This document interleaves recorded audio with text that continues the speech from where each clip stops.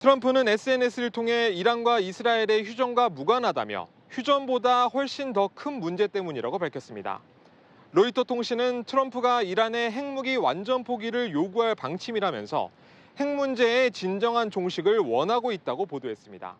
트럼프 미국 대통령은 약 50분 전에 앤드루스 공군기지로 도착해서 현재 이곳 백악관을 향해 오고 있는 중입니다. NSC 소집 관련된 내용은 아직까지는 전해진 것이 없습니다. 트럼프는 조금 전 SNS에 난 어떤 방식으로든 이란의 평화회담을 요청한 적이 없다 이렇게 밝혔는데요. 그러면서도 NSC가 중동 정세와 관련된 것임을 암시했습니다. 이보다 앞서 SNS로는 즉시 테헤란을 떠나라라고 이란 민간인들을 향해 메시지를 남기기도 했는데요. NSC 결과를 지켜봐야 하겠지만 트럼프 입장에서는 G7 조기 퇴장으로 이란에 강력한 압박 메시지를 보여주면서 자신만의 방식으로 이란과 이스라엘의 전면전을 중재해보겠다는 의지로 보입니다. 자, 뭘 하려는 걸까요? 미국이 개입, 사실상 참전 가능성도 있는 겁니까? 아직 결정된 것은 어떤 것도 없습니다. 하지만 이스라엘과 이란의 양국의 휴전 때문에 이 G7 조기 퇴장을 하는 것은 아니다라고 분명히 밝히기도 했습니다. 트럼프는 SNS를 통해 이란과 이스라엘의 휴전과 무관하다며 휴전보다 훨씬 더 큰 문제 때문이라고 밝혔습니다. 로이터 통신은 트럼프가 이란의 핵무기 완전 포기를 요구할 방침이라면서 핵 문제의 진정한 종식을 원하고 있다고 보도했습니다. 미국 현지에서는 이스라엘이 미국의 군사력을 이용해 지하에 있는 이란 핵시설을 파괴해달라는 신호를 보내고 있다면서 미국의 개입 가능성을 제기하고 있습니다. AP통신은 트럼프가 선택의 기로에 서 있다면서 깊은 개입이 트럼프에게 정치적 위험성을 안겨줄 수 있다고 분석했습니다. 유달승 한국외대 교수 그리고 김유진 외교안보 국제부 차장과 함께 오늘 상황 좀 살펴보겠습니다. 어서 오십시오. 안녕하세요.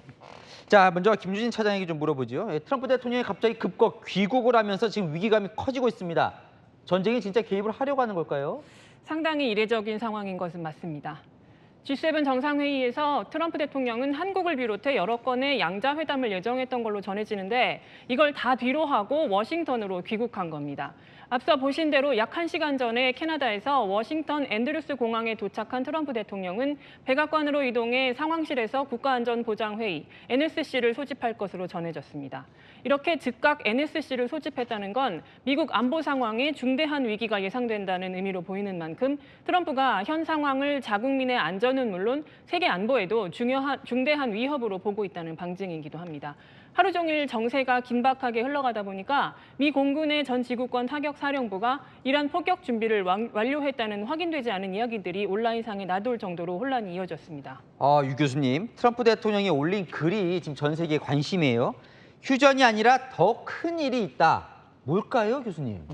아직까지 정확한 정치적 의도는 파악하기가 힘든데요. 아마도 이란과의 핵 협상에 대한 최대한 압박을 위한 수단과 목적이 아닐까 판가름됩니다. 이제까지 트럼프 미국 대통령은 이란과 핵 협상을 주장해왔고 5차례 진행되어 왔는데 실질적인 쟁점은 미국은 완전한 핵 폐기를 요구하고 있습니다. 그런 측면 속에서 만약 이란이 완전한 협상에 응하지 않으면 적극적인 군사 개입을 통해서 이란을 압박하겠다라는 부분이 큰 의도가 있다고 봅니다. 벙커버스터 뭐 이런 얘기도 나오는데요. 그렇죠. 만약에 벙커버스를 통해서 이란의 핵시설을 완전히 제거하겠다라는 그런 부분도 의도한 것이 아닌가 파악되고 있습니다. 김유진 차장, 만약에 벙커버스터를 정말 투입한다면 미군이 이제 중동 전쟁에 들어가는 거예요, 그죠? 사실상 그렇다고 볼 수 있겠습니다. 벙커버스터 지원은 단순한 무기 제공 수준을 넘어섭니다.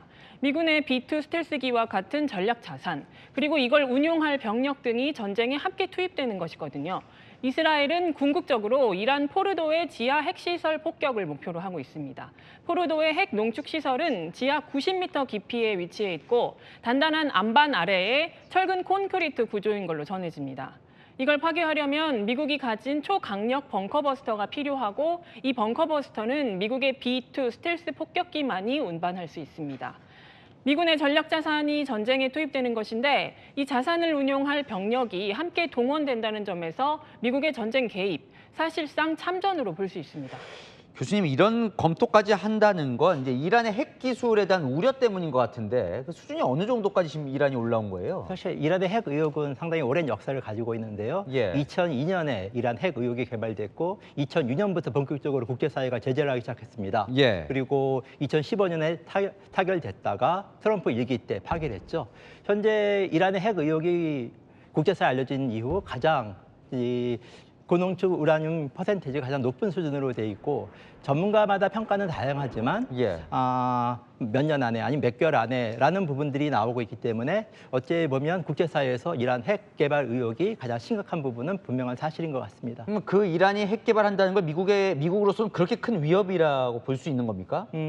어떻게 보면 미국의 대중동 정책에서 가장 중요한 부분은 이스라엘 안보인데 만약 이란이 핵무기를 보유하게 되면 이스라엘 안보에 치명적인 위협을 강할 소지가 많기 때문에 이런 예. 부분을 주장한 것인데 사실 이 부분은 명분과 실제 목적을 우리가 좀 살펴봐야 됩니다. 다시 말하면 실제 이란 현재 핵무기를 개발할 능력이 되는가 예. 아니면 이번 기회에 이스라엘이 이란의 정권 교체를 통해서 체제 전복을 추진하는 것이 아닌가 이 부분을 우리가 좀 면밀히 검토해 볼 필요가 있습니다. 근데 이렇게 또 얼핏 보면 이스라엘은 막 공격을 하는데 이란은 물론 보복 공격 막공을 하긴 하지만 SOS를 쳤다는 보도도 있고 이란 군 전력이 좀 취약하다 이런 생각이 좀 드는데요. 어떻게 보면 그러니까 공습을 시작한 이후 이란의 방어망 자체가 지금 완전히 파괴된 상태로 알고 있고요. 예. 하지만 그럼에도 불구하고 아직까지 이란의 군사력이나 무장력이 완전 해제된 것은 아닙니다. 예. 그런 측면 속에서 이란이 지금 주변국을 통해서 SOS를 취한 부분은